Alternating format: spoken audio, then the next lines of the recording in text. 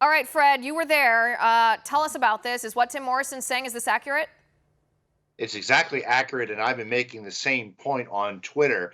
The president never lost expertise on epidemics and global health on the National Security Council. The author of this op-ed is angry that her little office was shut down, and she's trying to make people think that, gee, if she was at the National Security Council, she could have stopped the pandemic in the United States.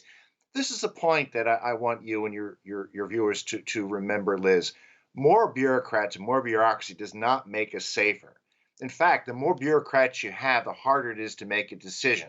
There was some very wise reorganizations under Ambassador Bolton on this point on weapons of mass destruction and global health. It didn't reduce the National Security Council's ability to deal with this in any way. This is just a media narrative, and we know what the media wants to do. They want to blame Donald Trump for coronavirus, which I'd like to call the Wuhan virus, because they're desperate to see him lose the election in November. Oh, well, of course. What did Rahm Emanuel said? Never let a crisis go to waste. The Democrats are not letting this crisis go to waste. So the second op-ed that you're referring to is Tim Morrison's op-ed was in response to another op-ed in the Washington Post that said President Trump disbanded his pandemic response team. I would know. I was in charge of it. And this woman says that she was let go because of President Trump getting rid of that pandemic office. Tim Morrison is setting the record straight and saying no one got rid of a pandemic response team. It was consolidated.